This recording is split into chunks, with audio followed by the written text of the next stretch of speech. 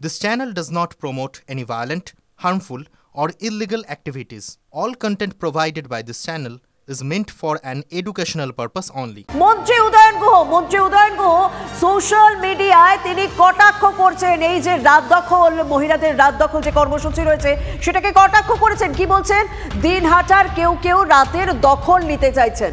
সমর্থন থাকলো, তবে স্বামীর অত্যাচার থেকে বাঁচতে ফোন করবেন না।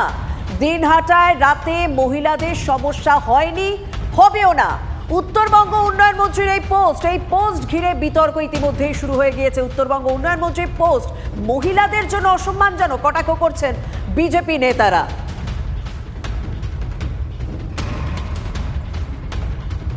স্বাভাবিকভাবে মন্ত্রী উদয়ন গুহ যখন সোশ্যাল মিডিয়ায় এই পোস্ট করছেন, এত বড় একটা কর্মসূচি যেটা আরজিকর কাণ্ডের প্রতিবাদ গোটা দেশ জুড়ে পড়ে গিয়েছে এবং এই কর্মসূচি রয়েছে আজ গোটা বাংলা জুড়ে, সেই সময় মন্ত্রী উদয়ন গুহর এই পোস্ট স্বাভাবিকভাবে বিতর্ক তৈরি করেছে। আমরা কথা বলেছিলাম তার সঙ্গে, তিনি কি বলছেন শুনুন।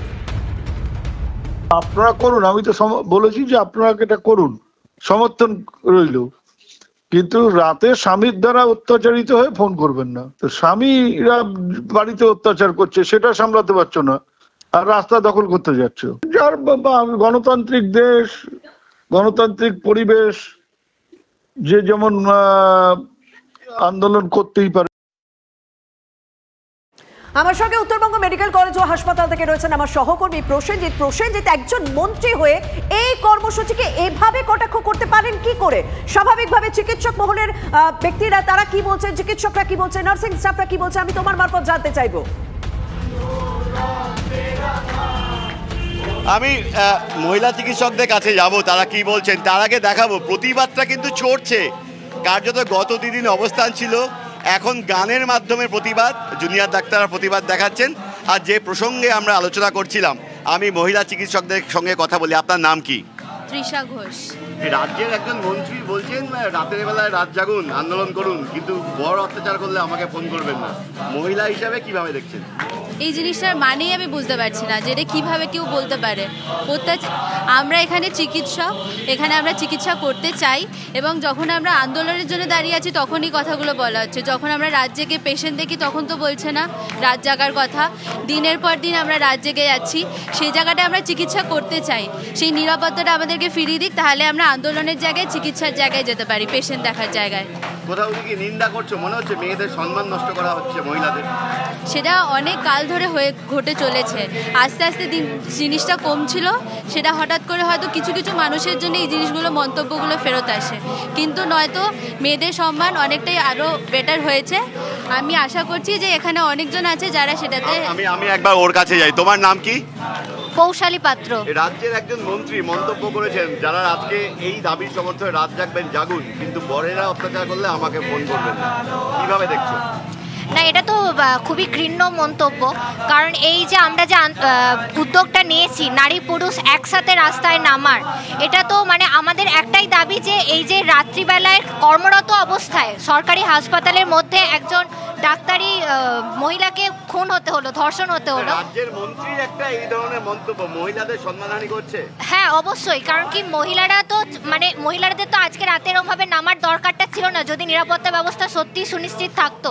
তো সেই নিরাপত্তা ব্যবস্থার জন্যই আমরা প্রতিবাদ হিসেবে এই রাত্রে নামছি। একদম এটা প্রতিবাদ এবং সেই প্রতিবাদ গোটা বাংলা জুড়ে। এবং যখন আরজিকরে এত ঘৃণ্য ঘটনা ঘটে গেল, স্বাভাবিকভাবে চিকিৎসকদের নিরাপত্তা নিয়ে প্রশ্ন উঠছে, রাজ্যের নারী নিরাপত্তা নিয়ে প্রশ্ন উঠছে এবং রাজ্যের সার্বিকভাবে মানুষের নিরাপত্তা নিয়ে প্রশ্ন উঠছে, যে কারণে আজকের এই প্রতিবাদ কর্মসূচি রয়েছে গোটা বাংলায়।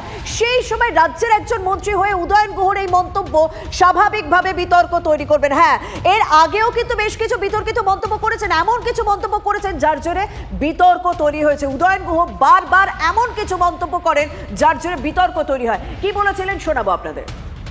এটা বলছি, আমি একটা মন্ত্রী হয়ে হয়তো আইনের খেলাপ হচ্ছে, তবু বলছি যে কারো গায়ে যদি আমাদের কোনো কর্মী বা নেতার গায়ে হাত পড়ে, বাড়ির থেকে বের করে পেটানো হবে, এই কথাটা যেন মাথায়।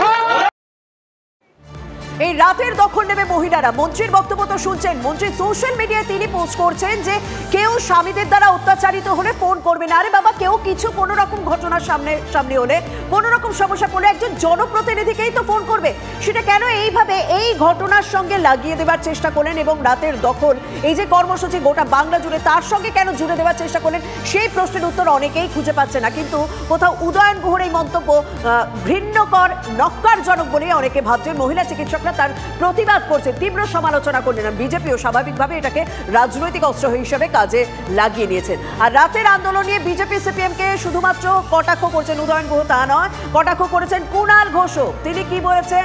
সেলফি তোলার নেশারু বলেও আক্রমণ করলেন কুণাল ঘোষ। শ্লীলতাহানির সমর্থকরাই ধোয়া তুলসী পাতা সেজে রাতের নাটক করছেন। ফেসবুক পোস্টে কটাক্ষ কুণালের। রাত মহিলাদের দখলেই থাকে বাংলায়। বিচ্ছিন্ন খারাপ ঘটনা দিয়ে সার্বিকভাবে বাংলাকে ছোট যারা করছে তারা অরাজনীতির মোড়কে রাজনীতি করছে। তো কুণালের ভোটে হারা অতৃপ্ত আত্মাগুলোর আবেগের অভিনয় চলছে, এদের মুখোশ নয়, মুখ দেখে বিচার করুন। ফেসবুক পোস্টে বিজেপি সিপিএমকে কটাক্ষ করলেন কুণাল ঘোষ।